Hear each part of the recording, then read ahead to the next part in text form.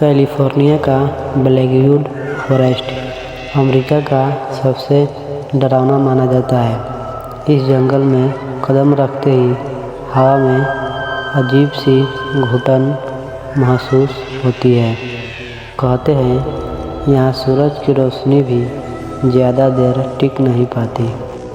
सन 1985 में एक परिवार इस जंगल के पास पिकनिक मनाने आया था। मार्क, उनकी पत्नी सारा और उनका 8 साल का बेटा टॉमी, लेकिन वे रात के बाद कभी नहीं लौटे। अगली सुबह पुलिस को उनकी टूटी फूटी कार और जलते हुए अलाव के पास सिर्फ एक कैमरा मिला।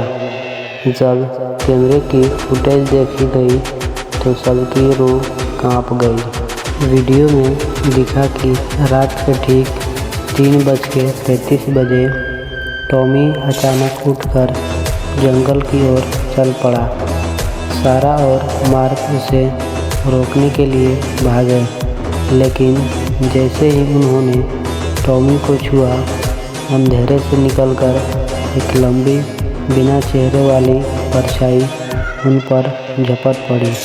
अगले ही पल कैमरे में सिर्फ चीखें और खून की छींटें दिखी। इसके बाद से इस जंगल के पास आने वाला हर इंसान एक खौफनाक अनुभव से गुजरता है। अगर कोई रात के 3 बजे इस रास्ते से गुजरता है तो हर 10 सेकंड में उसे ऐसा महसूस होता है कि सब कुछ रुक गया है। घड़ी की सुइयां, गाड़ियों के हॉर्न, हवाओं के सरसराहट, सब कुछ थम जाता है, जैसे समय खुद डर से कांप रहा हो। एक ट्रक ड्राइवर जो इस रास्ते से गुजरता था, उसने बताया कि जैसे ही उसने जंगल के किनारे प्रवेश किया, उसकी ट्रक की लाइटें खुद ब खुद बंद हो गई। सड़क पर कोहरा घना होता गया और फिर ठीक 10 सेकंड बाद एक साया उसकी ट्रक के सामने खड़ा था। लंबा, पतला और आंखों की जगह सिर्फ काले गड्ढे। जैसे ही उसने हॉर्न बजाने की कोशिश की, ट्रक का इंजन बंद हो गया।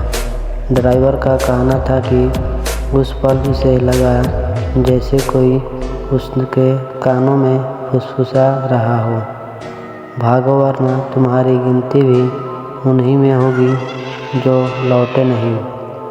कई पैरानॉर्मल प्राइवेट्स के ब्लैकवुड फॉरेस्ट की जांच की, लेकिन जो भी गया या तो लौटकर पागल हो गया या फिर उसकी मौत संदिग्ध परिस्थितियों में हुई।